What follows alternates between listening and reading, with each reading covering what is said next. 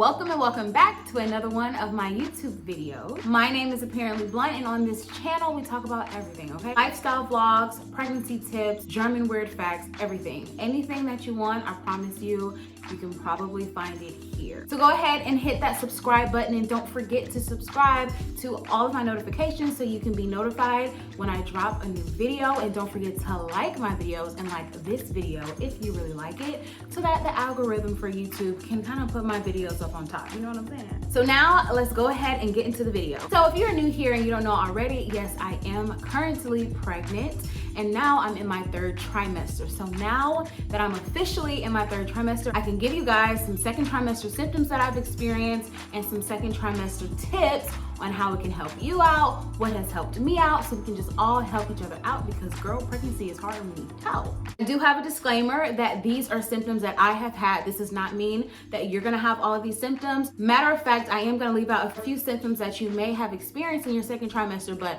I'm not gonna go over those because these are strictly what happened to me and how I was able to either fix them, correct them, or just some tips on what can make your life a little bit easier. One of the first symptoms that I've experienced in my second trimester is nightmares. So this can be really crazy. I'm just gonna go ahead and let you guys know, these nightmares, there's nothing that you can do about them. Usually when people say that you have nightmares, they say, oh, well, you're probably eating too much candy at night, or maybe you're eating too late at night, or maybe you're eating too much at night before you go to bed. But I'm gonna let you guys know that nothing that you can do can fix these crazy nightmares that you may experience during your second trimester. I'm not really sure about people getting these nightmares in your first trimester, but like I said, I still have nightmares. I'm in my third trimester, but they all started in my second trimester. My nightmares have been so bad that I can wake up crying, I can wake up screaming, I can wake up just totally having anxiety for the rest of the day. Like, it just completely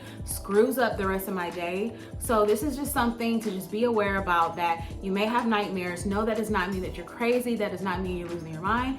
You're just pregnant.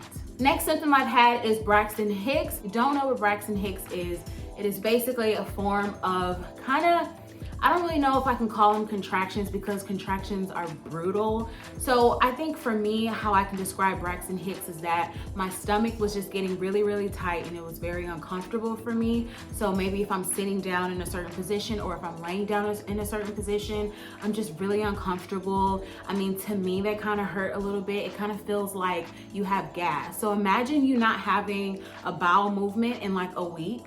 That's what mine felt like. Now, obviously, I'm not constipated, but to me, that's what my Braxton Hicks was like, and it was terrible. I'm not even gonna lie to you. But my Braxton Hicks, luckily, did not last long. So my Braxton Hicks only maybe lasted about a couple of weeks. They're very intense, but again, I let my doctor know.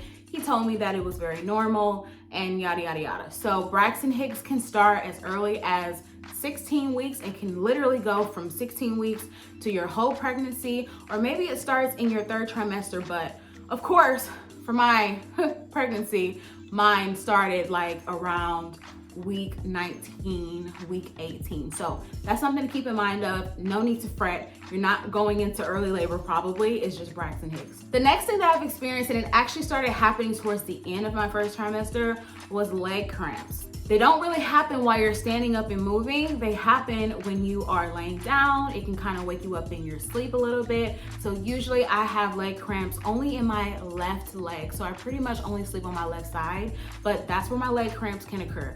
So just some tips that can help you. First of all, you may have a lack of magnesium, okay? So when you get pregnant, of course, your baby is just pretty much taking all of the freaking nutrients and hydration that you basically have. These leg cramps can happen for a plethora of reasons. The first reason it can happen is because you need to hydrate more. So technically, I would say that if you can drink a gallon of water a day, or maybe like a gallon and a half of water a day, that would be amazing. Now, I know that sounds brutal, and it definitely is, especially since we urinate a lot, but just to make sure that your hydration levels are on point, even sliding some coconut water in there too. You know, coconut water is disgusting. I think it's disgusting, but it's just a great way to hydrate yourself. So some tips to just help with your leg cramps is just to hydrate a little bit more. At least try to drink at least 85 ounces of water a day. But here's another thing, maybe you're hydrating so much and you're still having these leg cramps, or your body is just cramping up because your body is getting so big, right? So that means you need to go ahead and let your doctor know. Tell them what's going on, what you're feeling, because you may have a lack of magnesium. So for me, I did have a lack of magnesium, and my doctor, he prescribed me some magnesium pills. So every single day when I have my breakfast, I take a pill, and then when I go to sleep and I have my dinner, I take a pill. This has tremendously helped me with my cramps, with my leg cramps. So now I know that if I do have leg cramps, I'm just straight up dehydrated. So that's the thing that can truly help you, is gonna change your life. That magnesium pill will just do miracles. So since we're already on the subject of talking about leg cramping and just different body changes, let's go to possibly having sciatica pain. Sciatica pain can just be a very, very sharp, like pinch-like, needle-like feeling. And that can go from your back, probably like your middle or your lower back, all the way down to your feet or your ankles or your leg. It can stop you at any time, and you can literally just hurt so bad, or your leg could just give out. So that kind of happened to me in my second trimester. Again, it happened about maybe week 19. So it kind of went away a little bit when I had my magnesium pill. So that's a good thing about it. My back also feels like it's about to give out every single day. And that also started about 3 weeks before I transitioned into my third trimester. And to help with that is that I highly suggest that you purchase a what?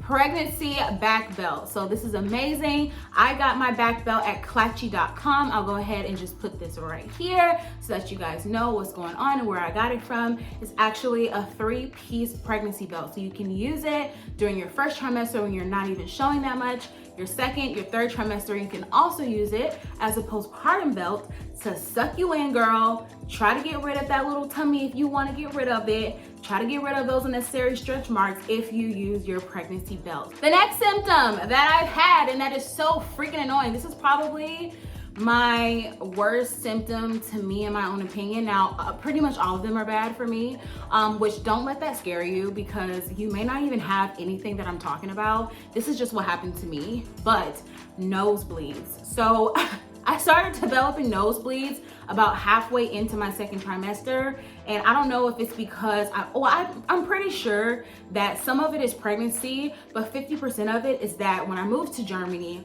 and it's starting to get cold now, like we have early winters, the air is so dry here. Like I could be sleeping and my nose is so dry that it wakes me up in the middle of the night because my nose is just that dry.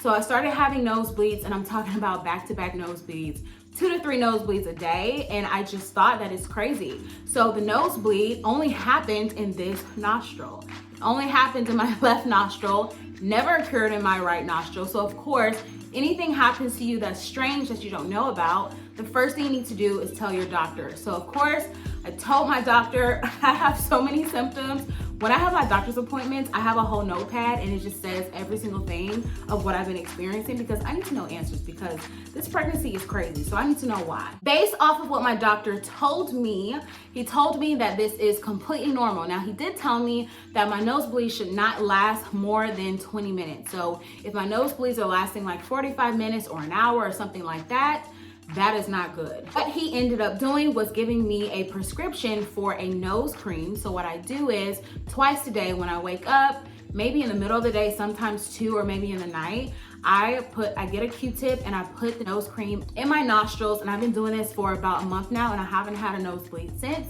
So that is amazing. I also kind of mix it with just a little bit of Vaseline, and I also put that in my nose. It's kind of annoying because every single day my nostrils are filled with something. So that's annoying, but I don't care. I'll do anything to not have another nosebleed. So if that's happening to you, let your doctor know, because there's something that they can do about it. And that, like, who wants to freaking wake up every single day and have a nosebleed? Like, that's annoying. And then it's like, if you blow too hard or if you mess around and sneeze, the nosebleed comes back up again because the blood clot just starts all over. It's just tragic. So let your doctor know if that happens to you. Don't think you're alone. Don't think you're going crazy. It's normal. Next thing that happened to me in my second trimester was that I developed neck acne and I developed back acne. I've also developed acne like right here in the middle of like my breast area. Don't even want to talk about it. But anyway, so my neck has pretty much cleared up a little bit for the most part. I kind of changed my skin routine. I kind of changed some of the products that I was using. I now use a mixture of like this Eucerin. The brand is by Eucerin. It's called like a calming oatmeal, like itchy skin dry relief cream that I use. It's about $9. You can pretty much find it anywhere. That's what I use now, and I mix that with coconut oil. So I put that all over my body and my face, and honestly, it kind of like brightened my skin up a little bit to my regular, you know, skin tone that I was in. So I think it really helps with acne too. So but I'm just telling you guys, for the most part, that worked for me, but that does not necessarily mean it's gonna work for you. You're just pregnant, girl. I just don't know I don't know what else to tell you. You're just pregnant, and this stuff is just gonna happen, okay? So you may even develop face acne. Thankfully, I did not develop face acne with my baby. My baby actually gave me the clearest skin in my face ever possible. I don't even know, but just letting you know that you can develop body acne. So my back acne is not that bad, but I do have a few bumps, and it's like, dude, I've never had bumps before. What is this about?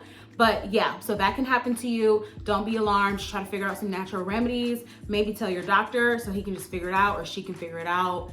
Don't forget to write all of these things down. Next thing, so this actually happened in my first trimester. This is one of the symptoms that I found out that I was pregnant actually. But of course, it continued into my second trimester, and now it's still happening in my third trimester, are dental issues, okay? So when I floss, I am constantly bleeding, okay? It just doesn't even matter.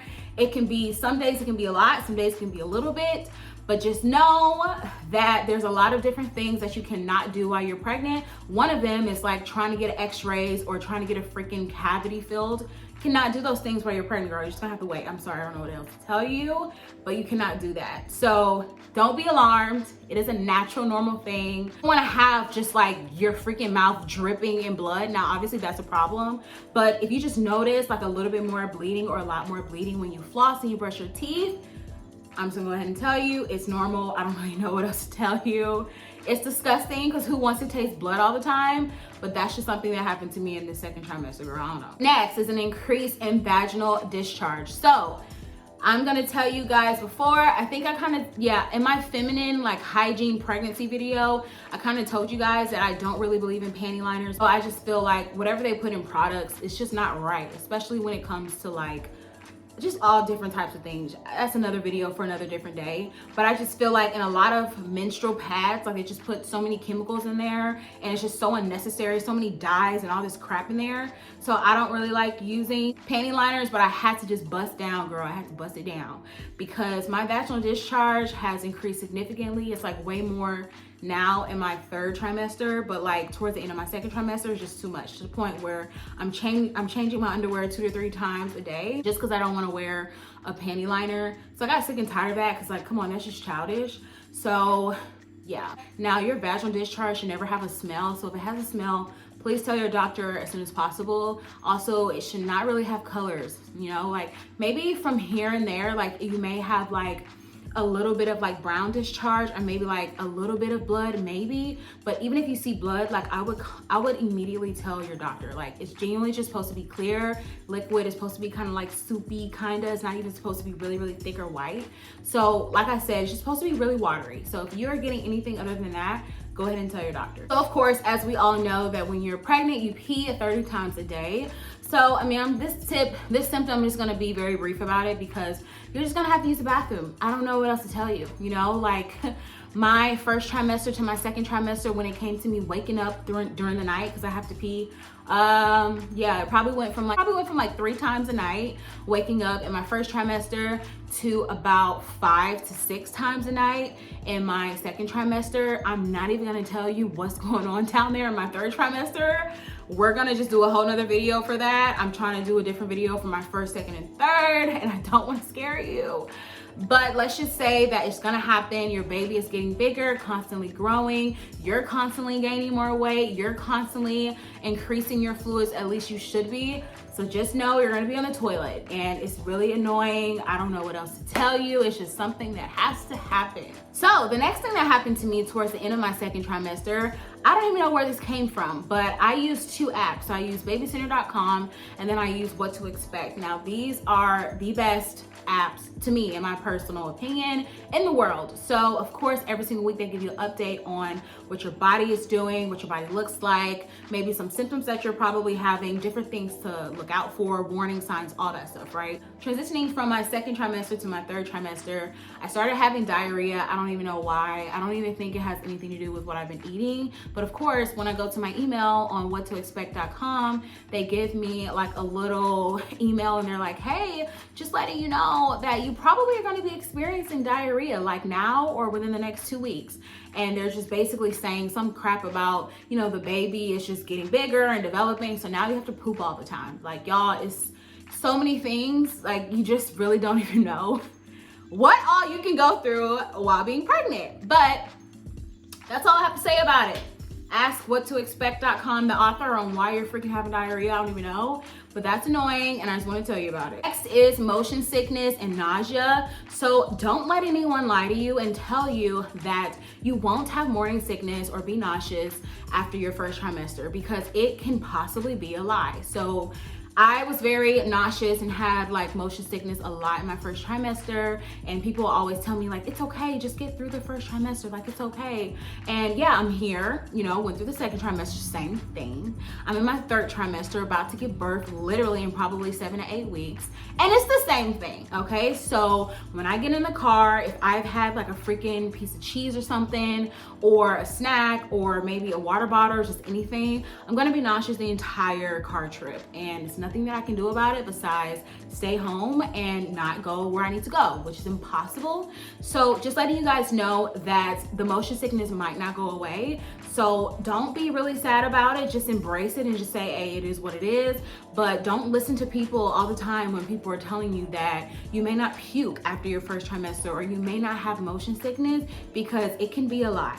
Next symptom that I've had, this was actually towards the middle of my second trimester, is that I became very dizzy. So when I have to urinate during the night and I'm waking up, my tip to you is just to slowly kind of roll over and get up. Don't try to get up very, very quick. Even in the morning time when you're waking up, try not to get up that quick, because you may just be very dizzy, and the last thing you need to do is be fainting. Now, I haven't had any fainting episodes. If you have, you need to make sure that you're telling your doctor that, because you should not be fainting a lot, okay? Or even at all. So if you're fainting and you're watching me right now, girl, go to the doctor. Stop the video, go, okay? Just go. Next thing that is actually one of the first symptoms that happened, this is the last thing that happened to me. This is a stale taste in your mouth. You guys don't understand. If you have watched my first video on, you know, my trimester, my first trimester, and how it went, you know, the main thing that happened to me was a loss of appetite. And I talk about that a little bit. I give you some tips on that, because a lot of people don't experience a loss of appetite during pregnancy. It's a very weird symptom, but of course, I did. So yeah, I did. And then what came right after that, you know, is that I had a really bad taste in my mouth. Like, it just felt like I didn't brush my teeth for a week. And it makes no sense, because I'm obviously brushing my teeth multiple times of the day, but I could not get this taste in my mouth. And it was just like my saliva was tasting like it. The saliva was just like dripping down in my stomach, and it was making me sick. Like, it didn't matter. So I had to like keep gum in my mouth and stuff. Now, I will say that that did go away towards the end of my second trimester, but goodness gracious, I dealt with that for like 5-6 weeks. So letting you know, that's just another symptom. That does not mean that your oral hygiene sucks, or hey, maybe it does, and this is a reminder for you to keep it up to par. But your oral hygiene may not just suck, you're just pregnant. So you guys, thank you again for watching this video. This is the end of the video. Again, disclaimer, these are my symptoms. It doesn't have to be yours. I'm not trying to scare you, but my name is Apparently Blunt, and I'm keeping it real on my YouTube channel, because that's what I do, okay? Off and on YouTube channel videos, okay? That's just what it is. So I am here to inform you and to educate you, let you know, let you be a little bit more informed if you are pregnant, or if you're looking to get pregnant, girl, this is what may happen to you. Are you ready or you're not, okay? So thanks again for watching my video. Don't forget to subscribe to my channel though. Don't forget. Love you guys so much, and I'll talk to you later.